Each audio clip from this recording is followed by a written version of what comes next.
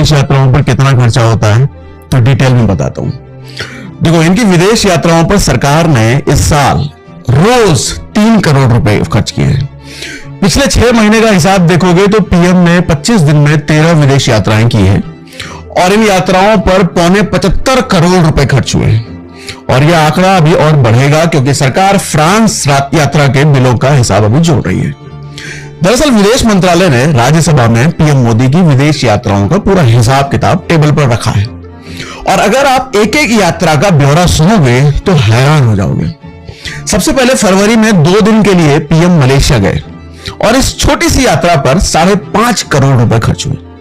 फिर 2 दिन के लिए ही इजराइल गए और वहां करीब 12 करोड़ रुपए खर्च आया। फिर मई में UAE, Netherlands, Sweden, Norway, Italy दौरे पर 33 करोड़ 60 लाख रुपए का खर्चा आया।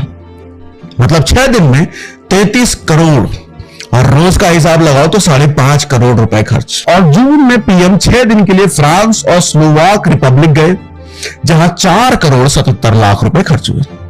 इसके बाद 3 दिन के लिए पीएम सेशल्स गए और 8 करोड़ 22 लाख का खर्चा आया।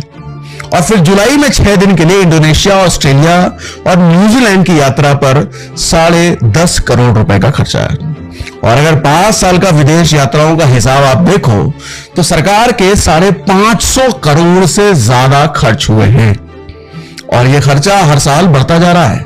जैसे 2021 के पूरे साल में पीएम की विदेश यात्राओं पर 36 करोड़ का खर्चा आया था, लेकिन 2022 में 55 करोड़ और फिर 2023 में सीधे 93 करोड़, 2024 में 109 करोड़ और 2025 में 180 करोड़ का खर्चा हुआ है।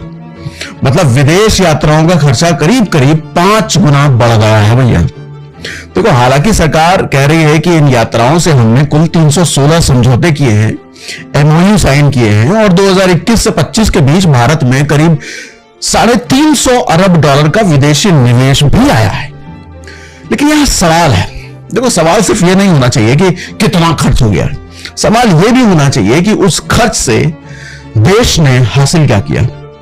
क्योंकि किसी भी विदेश यात्रा की सफलता सिर्फ इससे नहीं आंकी जा सकती कि कितने देश घूमे या कितने कागजों पर साइन किए, बल्कि इस बात से आंकी जाती है कि कितने प्रोजेक्ट्स जमीन पर उतरे, देश में कितनी नौकरियां पैदा हुई, देश की साख कितनी मजबूत हुई।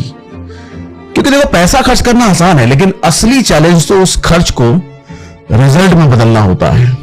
आप क्या सोचते हो इन खर्चों के बारे में, बताइएगा।